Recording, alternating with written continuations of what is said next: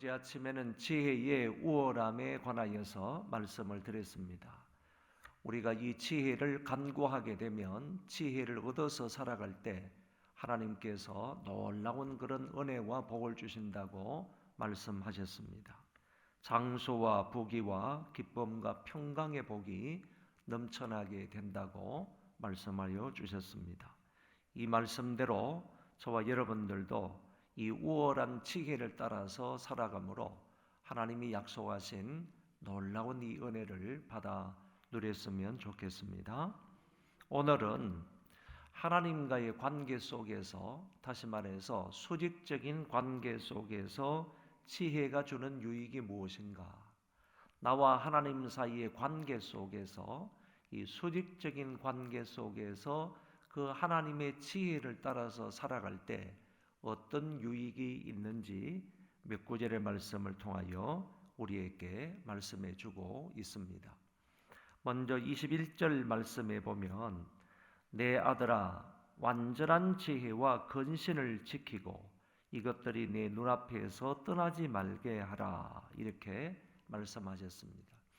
여기 이제 우리가 생각해 보아야 할 단어가 나오는데 지혜를 완전한 지혜다 이렇게 말씀하시고 근신이라는 단어를 덧붙여서 완전한 지혜와 근신을 지키라 이렇게 말씀하셨고, 더 나아가서 이것들이 내 눈앞에서 떠나지 말게 하라 이렇게 얘기를 하셨습니다.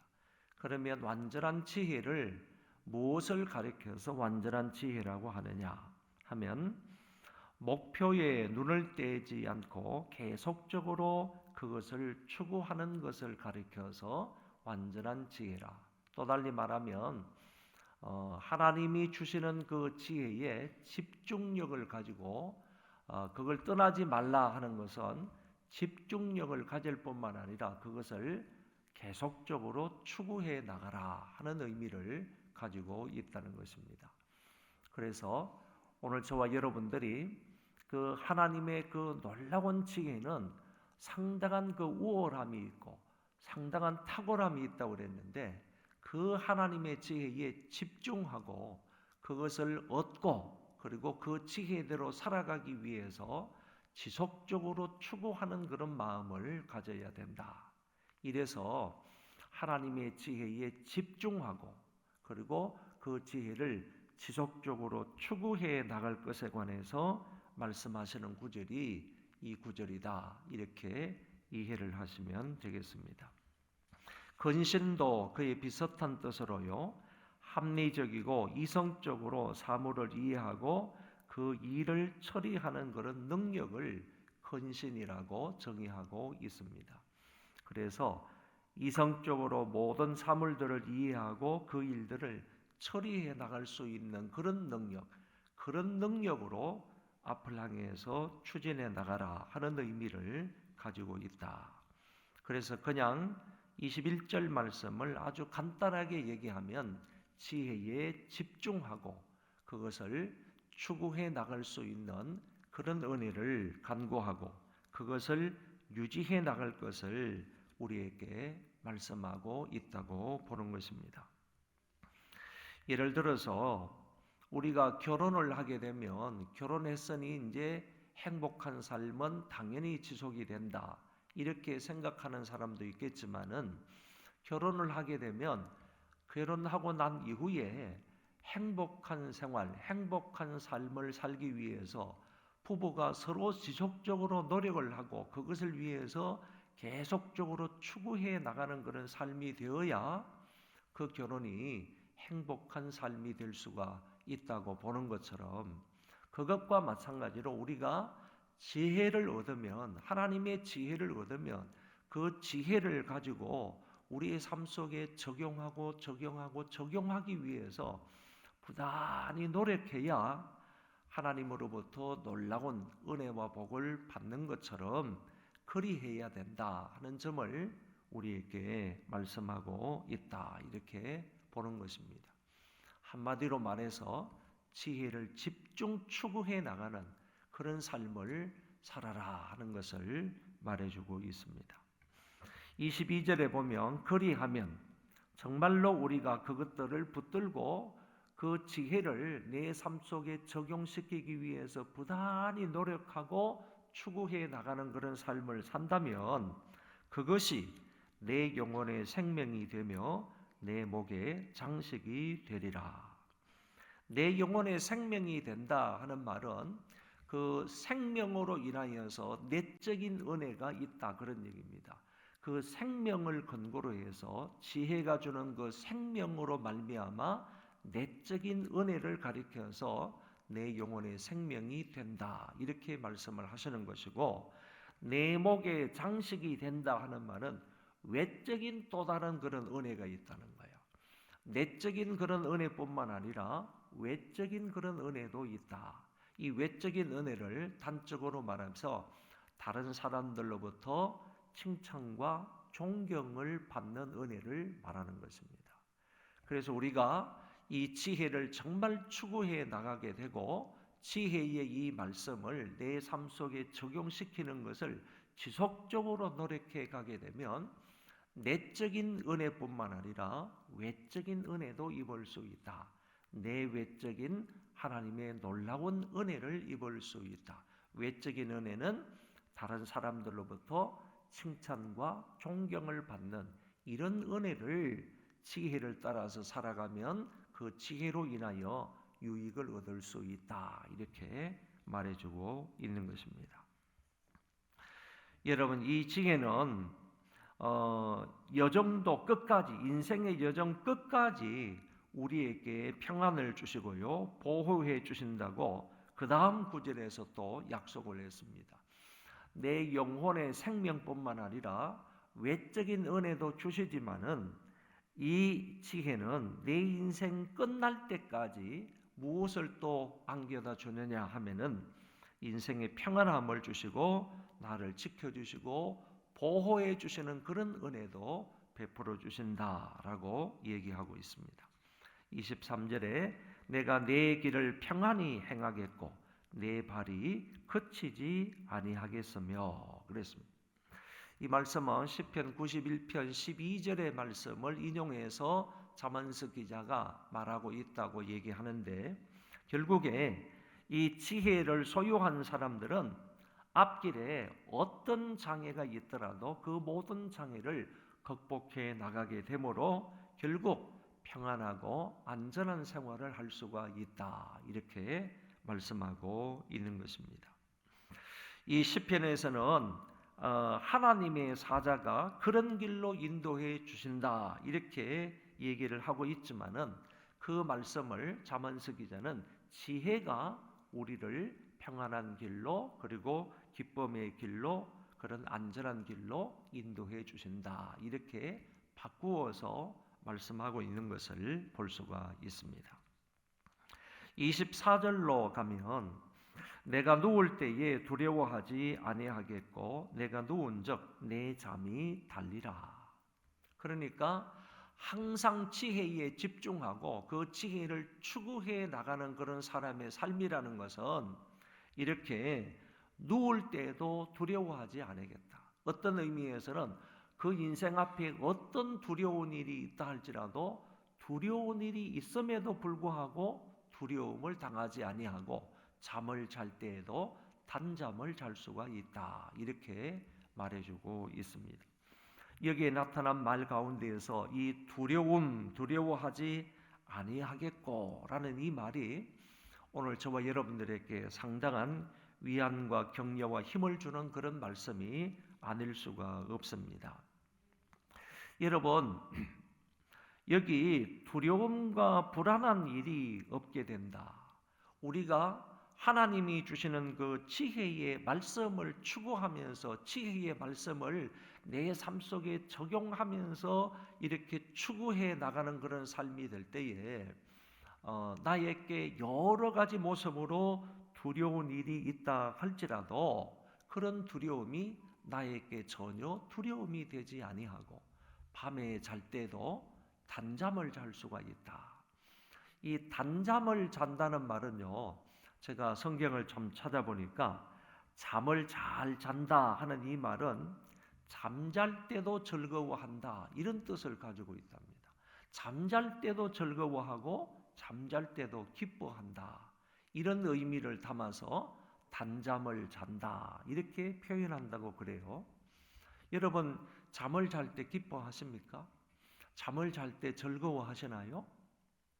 그런데 정말 꿈속에서도 우리가 정말 막 기뻐 어쩔 줄을 몰라 하면서 이렇게 잠을 잘 때가 있지 않습니까? 꿈속에서도 너무너무 기쁜 일들에 막 그냥 도취가 되어 가지고 막 깔깔 웃으면서 이렇게 그 웃음을 그냥 바깥으로 이렇게 표현하는 그런 모습으로 잠을 잘 때도 있지 않습니까? 그럴 때를 가리켜서 오늘 성경에는 단잠을 잔다. 여기 내 잠이 달리라 그랬다는 겁니다. 내 잠이 달리라. 내 잠이 잠잘 때도 기뻐하고 잠잘 때도 즐거워한다. 이렇게 성경은 말씀하고 있습니다. 여러분, 잠잘 때요 정말 좋지 않은 그런 꿈을 꾸거나 막 쫓기는 꿈을 꾸거나요, 과거에 좋지 못한 그런 일들이 다시 막 되새김돼 가지고 다시 그것이 일어나 가지고 남들한테 막 가위 눌리는 것처럼 막 눌리고 막 쫓기고 막 아슬아슬한 그런 위기 속에서 막 갑자기 팍 깬다든지 이런 일들이 있지 않습니까? 그러면 깨고 나서도 얼마나 마음이 찝찝하고 얼마나 마음이 불안하고 얼마나 마음에 두려움이 있습니까? 그런 잠이 아니라는 거예요. 그런 잠이 아니라 두려움이 전혀 없는 가운데에서요 평안한 잠을 자는 것이고, 잠잘 때도 기뻐하며 잠잘 때도 즐거워해서 깨어나서도요 너무 기분이 좋은 거예요. 하루 종도록 기분이 좋은 거예요. 그걸 생각하면요 이런 잠을 자게 된다. 어떤 사람요? 그 지혜를 추구해 나가는 사람, 지혜에 집중해서 살아가는 그런 사람, 하나님의 이 말씀, 하나님의 이 지혜를 받아서요 그 말씀에 집중해서 살아가는 그런 사람에게는 두려움이 없고요, 그리고 그 지혜로 인하여서 이런 좋은 유익을 얻으며 살아간다. 25절 말씀에는 좀 더 구체적으로 그런 부분에 관해서 말씀을 해주고 있어요. 너는 갑작스러운 두려움도 악인에게 닥치는 멸망도 두려워하지 말라. 여기에는 이제 두 가지 사항이 다가온다 할지라도 그런 것에 두려워하지 말라. 이렇게 말씀하시는 것입니다. 갑작스러운 두려움이 있을 때도 두려워하지 말고, 어떤 의미에는 갑작스러운 두려움이 온다 할지라도 그런 지혜에 집중해서 지혜를 추구하면서 살아가는 그런 사람에게는, 수직적인 관계 속에서 잘 살아가는 그런 사람에게는 그런 것도 두려워할 이유가 안 된다. 이런 뜻의 말씀인 것입니다. 여러분, 어떤 사람이 그런 얘기를 했어요. 두려움은 지구상에서 가장 고가의 상품이다 그랬습니다. 한번 따라할까요? 두려움은 지구상에서 가장 고가의 상품이다.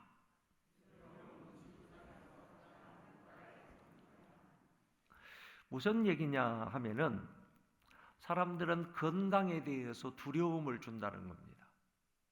그렇게 살아가면 몇 살 못 살아. 그렇게 살아면 어떤 병이 걸려. 건강에 대한 두려움을 준다는 것이죠. 그 대표적인 것이 이제 담배를 피우는 사람에게는 담배에 대한 두려움을 주기 위해서 그 담배 가게에다가 여러 가지 담배의 해악들, 담배에 좋지 못한 그런 병들, 이런 것들에 대해서 쭉 써놓지 않습니까? 건강에 대해서 두려움을 주는 거예요. 두려움을 주는 거예요. 건강에 대해서 두려움을 자극을 해서 어떤 식품을 파느냐 하면은 건강보조식품들을 판다는 거예요. 그러니까 건강보조식품을 잘 팔리게 하기 위해서는요 건강에 대한 두려움을 사람들에게 준다는 거죠. 그리고 사고와 질병의 두려움을 자극을 해서 보험회사에서 그에 적당한 보험을 판다는 거예요. 그리고 비만이 만병의 원인이다 하는 것을 자극을 해서요 다이어트 식품을 팔게 되고, 더 나아가서 영어 학원에 보내지 않으면 아이들이 바보가 되는 것처럼 두려움을 주는 거예요. 그리고 인생에서 뒤처진다라는 그런 두려움을 부모들에게 주어서 그 부모들로 하여금 빨리 그런 영어 학원에 어릴 때부터 보내게 만든다는 것입니다.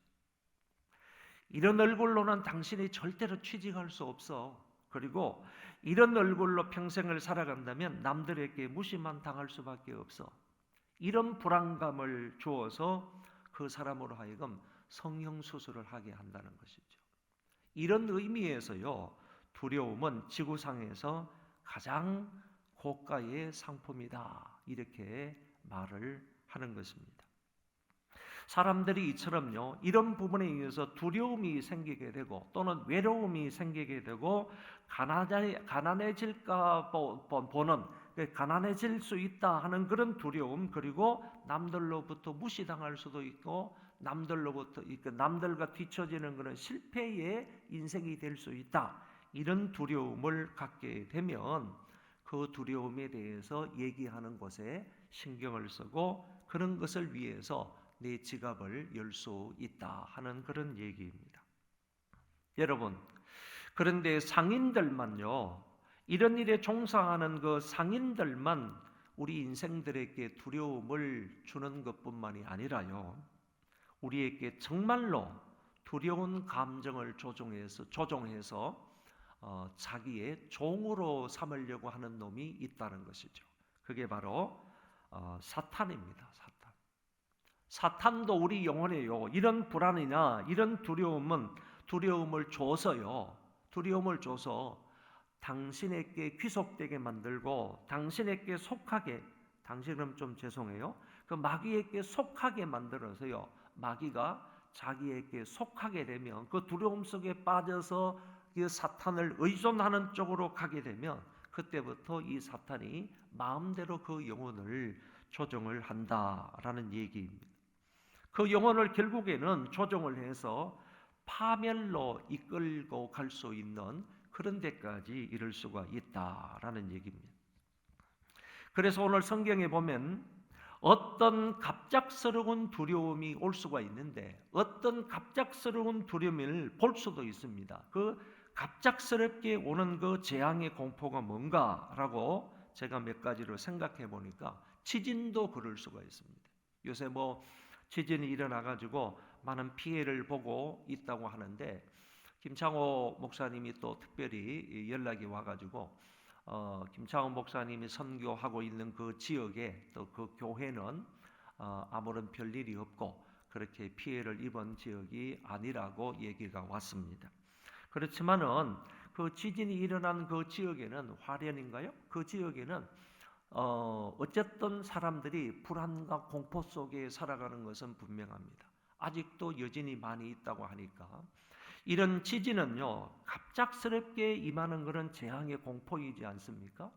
근데 성경은 갑작스럽게 오는 이런 공포가 있다 할지라도, 이런 두려움이 있다 할지라도 너는 그런 일에 대해서 두려움을 가질 필요가 없다, 이렇게 얘기를 한다는 거죠. 전염병이 발생을 했다, 그럼 이것도 역시 갑작스러운 두려움의 공포가 될 수가 있고요. 전쟁이 일어났다, 우리나라는 항시 그러니까요. 여러분 이러다가 핵전쟁 일어나는 것 아닌가? 이렇게 생각할 수 있잖아요. 그렇죠? 갑자기 이런 것이 일어나게 되면 나는 그 공포 속에서, 나는 그 두려움 속에서 어떻게 하지?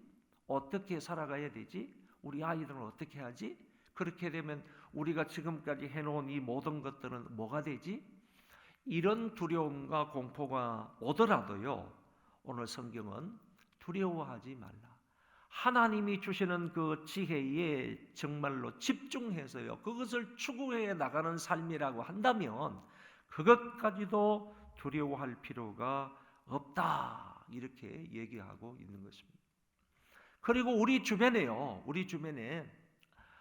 그 악인들이 멸망을 할 때가 있습니다. 악인들이 갑자기 이렇게 멸망할 때가 있는데 또 집단적으로 멸망할 때가 있습니다. 죽을 때도 있고요, 심판을 받을 때도 있습니다. 그런 일이 있더라 할지라도 그것 때문에 두려워하지 말라. 악인에게 닥치는 멸망도 두려워하지 말라, 이렇게 얘기를 하고 있습니다. 그러면 우리가 이렇게 갑작스러운 재앙의 공포를 당할 때, 그리고 악인들이 집단적으로 심판을 받고 멸망을 당할 때 왜 그런 일이 있어도 우리는 두려워하지 않아야 되느냐? 두려워할 필요가 없느냐? 그것은 26절에서 분명하게 말씀을 해 주셨습니다. 26절 다 같이 읽어보겠습니다. 대저 여호와는 내가 의지할 이시니라. 내 발을 지켜 걸리지 않게 하시리라. 아멘. 하나님이 우리가 의지해야 할 분이기 때문이다. 내가 의지해야 할 그 하나님이 바로 계시기 때문에 그 하나님이 내 걸음걸음을, 내 발을 지켜주실 것이기 때문에 우리는 그런 갑작스러운 그 공포의 두려움이 온다 할지라도, 주위 사람들이, 악한 사람들이 이렇게 심판을 받고 멸망을 한다 할지라도, 어떤 일들이 우리 가운데 벌어진다 할지라도 저와 여러분들은 두려워할 필요가 없다, 이렇게 말씀하십니다. 여기에 의지할 이시리라 하는 이 말은요, 의심 없이 신뢰할 분이다, 그런 뜻입니다. 전혀 의심하지 아니하고 굳게 신뢰할 분이 바로 우리 하나님 여호와이십니다. 그분께서 내 발을 지켜서 걸리지 않게 하시리라고 분명하게 약속을 해 주셨습니다.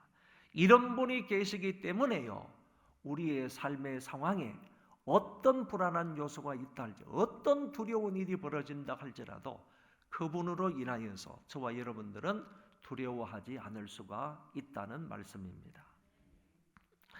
여러분, 오늘 이 말씀은 아주 분명한 그런 말씀입니다. 결론의 말씀으로 말씀을 드리면 지혜를 구하여야 한다. 모든 것보다 우월하신 이 하나님의 지혜에 집중해야 된다. 그것을 추구해 나가야 된다. 그 말씀을, 그 지혜를 내 삶 속에 적용시키기 위해서 적용하고 또 적용하고 하나님의 그 지혜를 내 삶 속에 구석구석에 적용하기 위해서 지속적으로 추구하면서 노력을 해가야 한다. 그것만 있으면요, 우리 주변에 어떤 삶이 있다 할지라도, 어떤 상황이 된다 할지라도 우리는 두려워할 필요가 없고 그 하나님께서 지키시고 인도해 가실 것이기 때문에 우리는 그 믿음으로 살아갈 수가 있다 하는 점을 말씀해 주고 있습니다.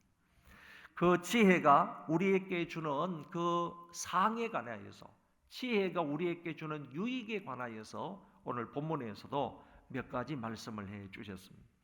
지난번 어제 아침에 선고에서는 그 지혜가 주는 오른손에는 장수가 있고 왼손에는 부귀가 있다, 이런 유익뿐만 아니라요, 나를 보호해 주는 그런 지혜임을 말씀하시고요, 그리고 어떤 두려움 가운데에서도 두려워하지 않고 안전하게 살아갈 수 있는 그런 은혜를 얘기하고요, 더 나아가서 잠까지요, 단잠을 잘 수 있는 지혜의 유익이 있다 하는 점을 우리에게 분명히 말씀해 주셨습니다.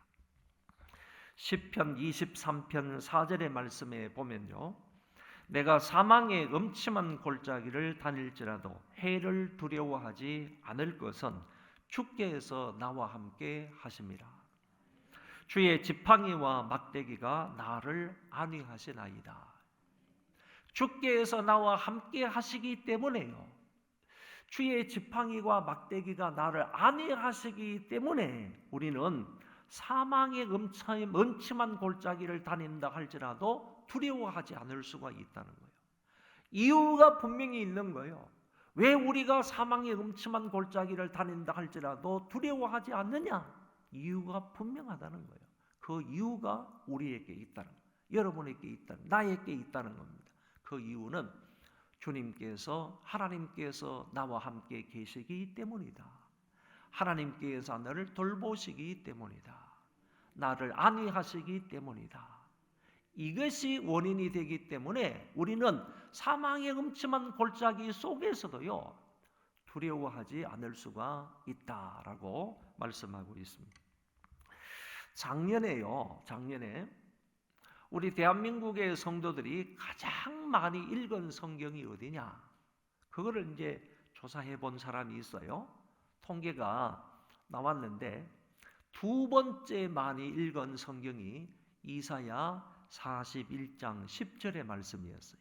두 번째, 첫 번째로 많이 읽은 말씀이 요한복음 3장 16절이었고 두 번째로 많이 읽은 성경이 이사야 41장 10절인데 거기에 보면 이렇게 되어 있습니다. 두려워하지 말라, 내가 너와 함께 하리라. 놀라지 말라, 나는 내 하나님이 됨이라. 내가 너를 굳세게 하리라. 참으로 너를 도와주리라. 참으로 나의 의로운 오른손으로 너를 붙들리라. 이 말씀이 이사야 41장 10절의 말씀인데 여기에도 보면요, 두려워하지 말라 그랬습니다. 놀라지 말라 그랬습니다. 왜 우리가 두려워하지 않아야 되느냐? 왜 우리가 놀랄 필요가 없느냐? 분명히 말씀하시기를 내가 너와 함께 함이라. 하나님께서 함께 하시기 때문에, 하나님께서 참으로 나를 도와주신다고 하셨기 때문에 하나님께서 의로운 오른손으로 나를 붙들어 주시겠다고 약속하셨기 때문에 우리는 두려워할 필요가 없고 어떤 상황이 되더라도 놀랄 이유가 없다. 이렇게 말씀하고 있습니다. 우리가 흔히 이렇게 얘기합니다. 성경에요, 두려워하지 말라 이 말이 적어도 366회가 나온다 그렇게 얘기합니다. 두려워하지 말라 이 말이 366회가 나온다고 하는데 1년이 365일인데 왜 하필 366번이 나온다고 했느냐? 하나님께서 윤년을 기억하셔서요. 윤년을 기억하셔서 윤년 때에도 매일매일 한 번씩요 두려워하지 말라고 하나님께서 우리에게 말씀을 하신다. 여러분, 이 세상에는요 두려워할 수밖에 없는 세상이에요. 정말 한 발짝만 움직이면요 모든 것이 위기적인 상황이에요. 어떻게 될지 모르는 거예요. 어떤 사람이 멀쩡하게 도로를 걸어가다가 그 뭐 싱크홀인가 뭐 거기 생겨가지고 밑에서 푹 빠져가지고 죽잖아요. 어떻게 될지 모르는 상황이에요. 어떻게 될지. 갑자기 지진이 날 수 있는데 뭐 특별한 예고가 있습니까? 갑자기 천재지변이 일어날 수가 있는 거예요. 아무도 모르는 거예요. 아무도 모르는 거예요. 두려움 가운데 살아갈 수밖에 없는 그런 세상인데요. 매일매일마다 특별히 이 새벽마다요 하나님께서 오늘 하루 살아가는데 두려워하지 말라. 두려워하지 말라. 이렇게 말씀하신다고 생각을 하시고요. 하나님께서 두려워하지 말라고 하시는 이유가 어디 있느냐? 당신 하나님께서요 우리를 보호해 주시겠다고 약속하셨기 때문이라는 거죠. 이 약속의 말씀을 믿으시고요. 매일매일 하나님이 놀라운 은혜 가운데 사시는 분들 되시기 바랍니다. 이 시간 우리 다 같이 하나님 앞에 기도하겠습니다. 하나님, 우리에게 그 하나님의 지혜를 주십시오. 그 하나님의 지혜에 집중할 수 있도록 도와주시고 하나님의 지혜를 정말 집중해서 추구해 나갈 수 있는 우리가 되게 해달라고 함께 통성으로 기도하겠습니다.